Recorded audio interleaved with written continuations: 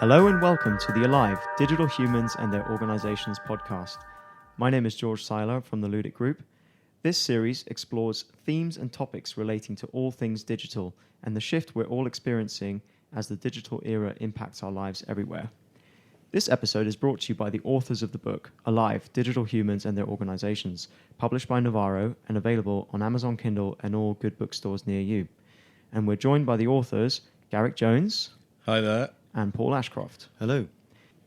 Paul, tell me about leading in a digital world. Digital is changing everything in the way we live, the way we work. In fact, even maybe what it means to be human. How do humans thrive in a connected world, and how do leaders lead? Garrick, what do you think? Well, we wrote this in our book. Here's a paragraph. Leading a digital organization requires a different set of skills and behaviors. The playing field has changed and new rules are in place. At present, many leaders believe that they sit at the top of hierarchies that do their bidding. Within the digital realm, they are simply a single node in a vast digital web of connections. Many leaders today are still playing chess, when in fact they need to be playing Go. In the past, a leader needed to have a clear vision and the personal firepower to make it happen. Today, leaders need a new set of skills. They need to be media savvy, technology savvy, as well as digital business savvy. They are managing a shifting ecosystem and need to be able to demonstrate clear leadership even as the business continually changes around them. So in the book we talk about digital humans. In many ways, we're all digital humans now. We are all digital humans now. We are anybody who has a mobile phone and is online for any length of time in the day is part digital. And the world that we live in has become so connected that in many ways it could be considered alive. The whole network of the internet is mutating and evolving and changing continuously, that it has living characteristics. It lives and breathes and thrives in its own way. It's fed. It creates things. And what does that mean for leadership? Things have shifted fundamentally, whereas they used to, and may have been trained to, sit at the top of a pyramid where they've got loads of people doing their bidding. That pyramid has changed fundamentally. Everybody at the top of the organization is as connected to everybody who may be lower down in the organization. And this has a huge impact on what you as a leader need to do to affect change and create the conditions for success. In addition to that, it's becoming far more important to provide the type of work and the type of organization that people actually want to work for. And so we're seeing a need for leaders to radically personalize the kind of work experience that they're providing, whether that's in terms of the contracts, the nature of the work, the learning they're providing, tailoring it far more to each individual employee. So not only has the entire shape of organizations changed, but the kind of way that you interact with your people in the organization is shifted.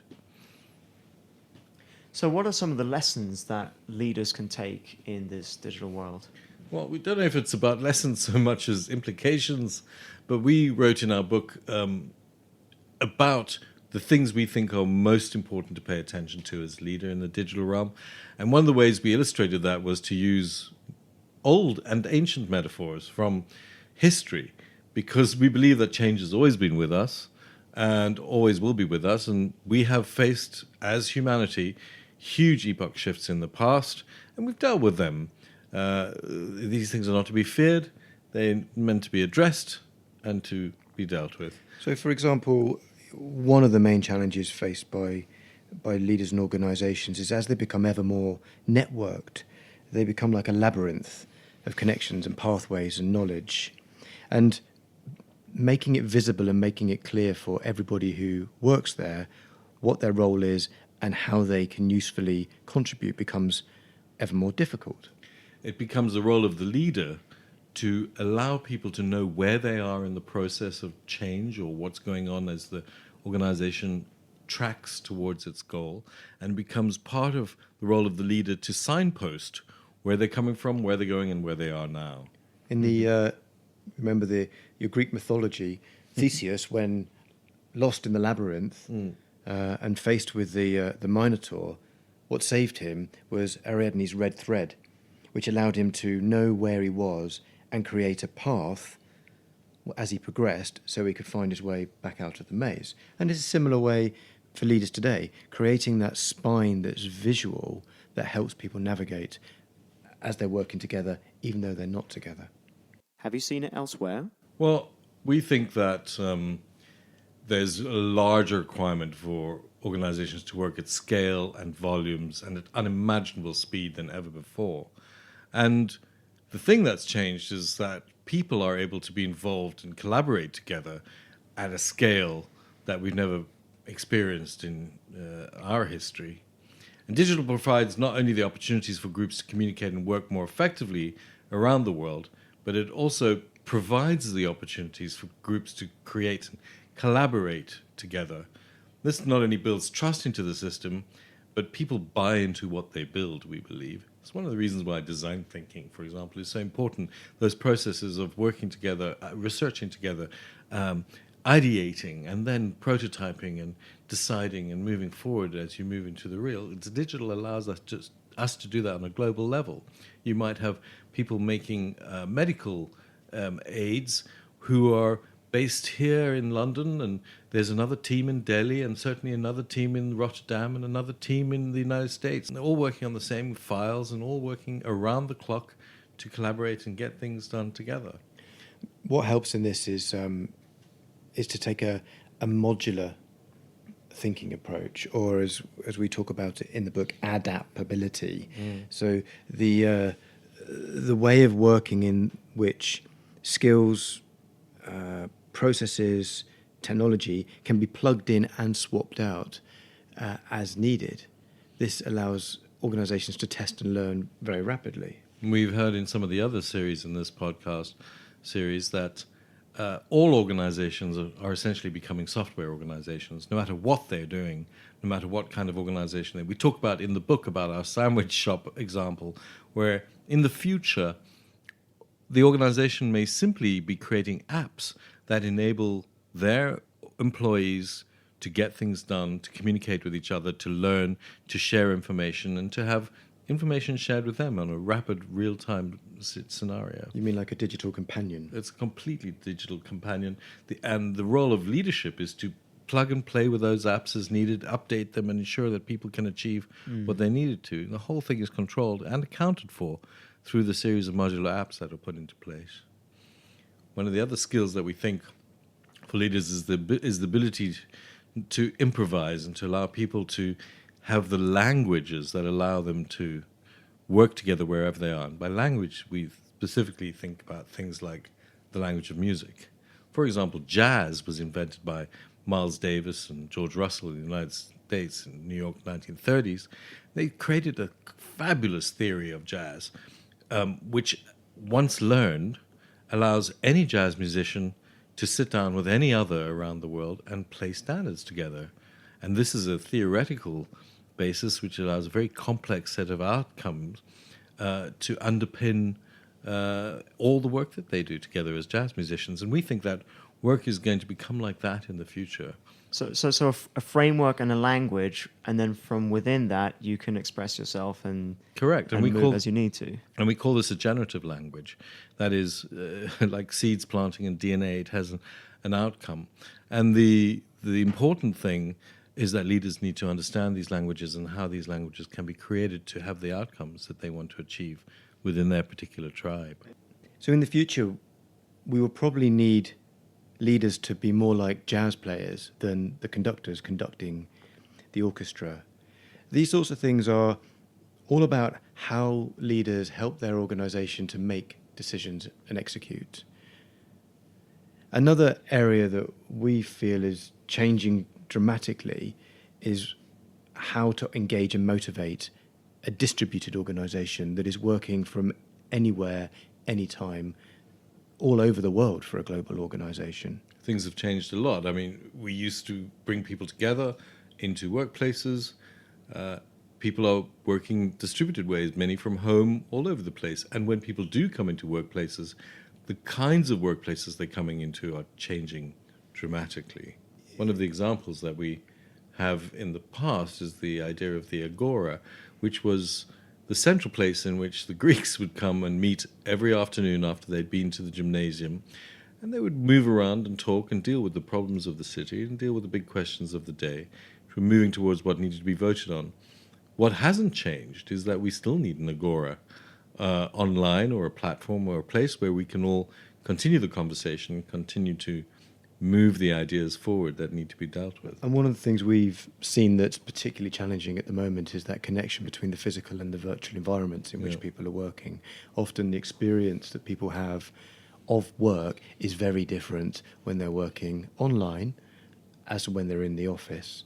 And we are seeing the best organisations are the ones that are creating a seamless working experience, no matter where and how people need to connect and collaborate with each other. So putting people at the heart of it at all times. Sure.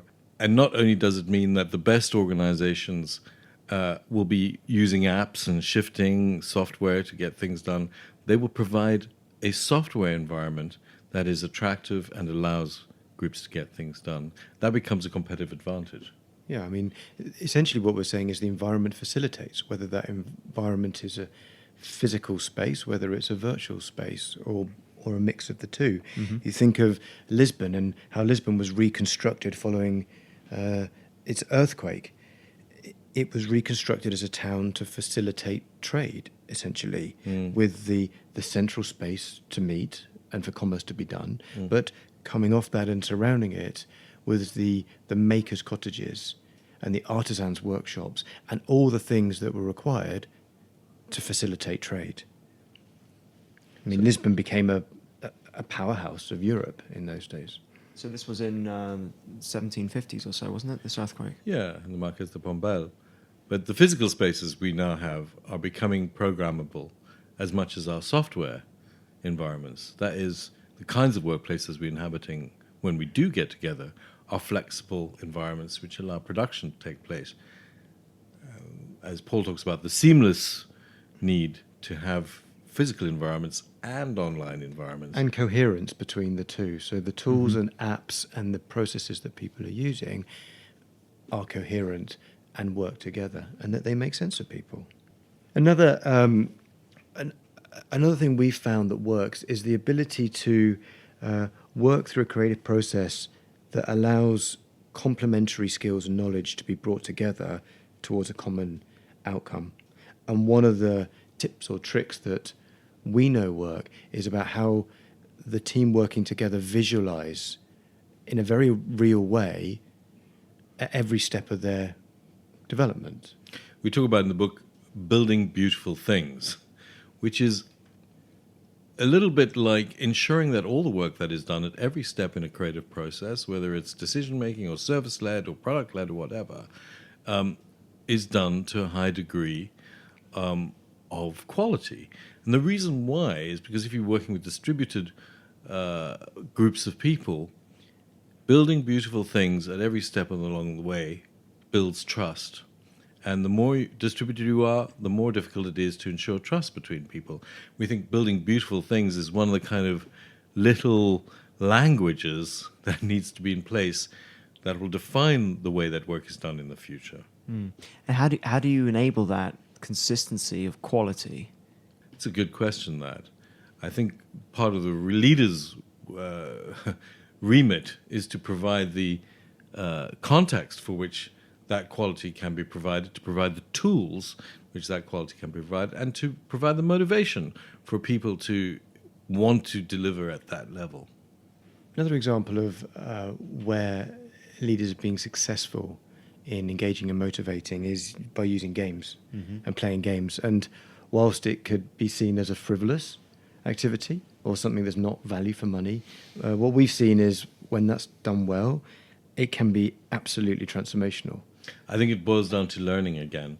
One of the key competitive advantage requirements of the new world is rapid learning, deep and meaningful learning by organizations to put the strategic requirements in place as quickly as possible. And nothing reinforces learning and new context like the creation and the playing of games. People have played games throughout history, throughout human history. Yeah. We're drawn to play games, we're drawn to games. compete, we love games. Yeah. And it seems to be still one of the mechanisms or best mechanisms for really engaging and motivating people to explore and to learn and to test many, many different scenarios. One of my favorite stories is the story of the king of Persia, who gave the gift of backgammon to the king of India, and in return the king of India gave the king of Persia the gift of chess. The thing about games that I love is that they are heavily encoded with simple rules that lead to very powerful outcomes. If you think of chess and its few simple rules, millions of possible combinations for each game. Think of the game of Go, the Chinese game. Very simple rule set, about 7 different rules about how you place things on the matrix. One of the most complex games known to man because of the way it plays out. And it's these simple, small rules, the power of small things, that have complex and powerful generative impacts that is at the heart of some of the skills needed by new leaders. Nudging is one example that we talk about a lot in the book. Paul? Yeah, right. And about personalizing the experience. So Coca-Cola, master marketeers, right, had a wonderful campaign called Share a Coke. And if you remember, you could go out and find a Coke bottle with your name on it. Sonia, Connor, Gareth. And people were actively out there. Have I collected my Coke? Mm-hmm. Have I found my Coke? Or giving it to each other as a present as well. As gifts. So personalising experiences, using games and incentives, competitions and awards, these are the sorts of things that nudge behaviour and can help leaders nudge their organisation in an ethical way towards the type of future they're looking to create. I was thinking recently in the press here, I don't know if you've seen Banksy, the famous artist, was sold at auction, and he got a huge amount of press because at the point that his latest work was sold, a button was pressed and the thing entirely deconstructed and went through a shredder live in the auction in the auction room. On the one hand, he destroyed a piece of art that had been paid a lot of money for. On the other hand, he's had over 200 million hits of people viewing this particular action, and the work is now worth who knows how much more as a direct result of this thing. Think about Banksy, though, an absolute genius at getting attention and the power of small things to make an enormous impact across a global media field. Yeah, so I think that's one of the things that we're always looking for is what are the small points of leverage that can help unleash massive change in a controlled, manageable way. And we love to think about the trim tab, the trim tabs, the rudders on the back of the huge tankers, the rudder to the rudder that helps move the ship. Or on airplanes, the same, how they trim towards their destination. These sorts of small levers are the ones that are the levers that help shift. Small levers drive big levers, which change the direction of the ship. Yeah, I mean, I grew up in Cape Town in South Africa, and it took 3.5 hours for one of those big tankers to slow down and turn around the Cape of Good Hope so it could head up to the Gulf. And to watch these things work were painfully slow. Enormous 5-story rudders on the back of these huge tankers, but the rudders need a little rudder themselves to be able to turn the whole ship. So we think that engaging and motivating the organisation is about creating these connected environments, about making it visual and visible for everybody involved in a creative process where they are, what their role is, and what's the next step. We love the idea of gamifying the work experience, and then using nudges to nudge along the way and to help navigate. As the organisation's looking to get to the next level, build capability, and sustain the change, one of the first things that we see as important is about feedback, right? Feedback's at the heart of everything. We're accumulating so much data these days. The question is, how does a leader ensure that the right data is being accumulated and surveyed and decisions made that have an immediate impact. In many ways, leaders are faced with an overwhelming amount of feedback and data all the time. Yeah, how do you cut to the data that matters Correct. the most? And it can be paralyzing. We talk in the book about Narcissus and the mirror, and the idea of too much feedback in one go can be paralyzing. Yeah.